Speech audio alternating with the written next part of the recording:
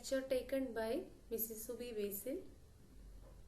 Medical Surgical Nursing 1, Unit 3, Pathophysiological Mechanism of Disease. Stress. Stress is the physical, mental and emotional human response to a particular stimulus, otherwise called as stressor. It is the adaptation coping response that helps the body to prepare for challenging situation. Stress can be either negative or positive depending upon the stressor. What is stress? It is a physical, mental and emotional response of a behavior, and otherwise we can say stressor. And we are adapting the response. It helps the body to prepare the challenging situation. It can be positive or negative. It depends upon the stressor. Phases or stages of stress response. First, alarm stage. Second, resistance stage. Third, exhaustion stage. Phases of stress response. First, alarm stage. In this stage, body's first stress response stage. That will lead to initial reaction of body to stress. That will lead to it labels stressor as a threat or danger.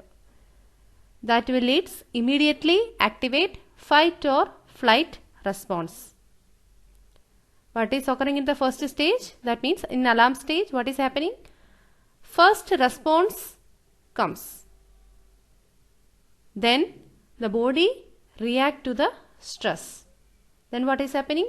It helps the stressor that it helps to find out the danger. After finding out the danger, then the body immediately activate fight or flight response. Then what is happening? Release of stress hormones such as adrenaline, noradrenaline and cortisol. That will lead to these hormones enable you to perform activities that you don't usually do. That will lead tissue damage as a result of increased BP. Because of the activation of fight or flight response, what is happening? Release of adrenaline, noradrenaline and cortisol. Okay. And these hormones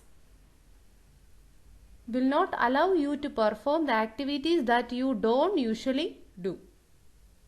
And because of the stress, BP will increase and that will lead to the tissue damage. Second, resistance stage. After body responds to the stressor, stress level has been eradicated or simply reduced. That will help the defense become weaker. That will lead it allocate energy to the repair of damaged muscle tissues. After response to the stressor, what is happening? The stress level decrease and the defense become weaker. It helps the energy to repair the damaged tissues. Third, exhaustion stage. In this phase, stress persists for a longer period.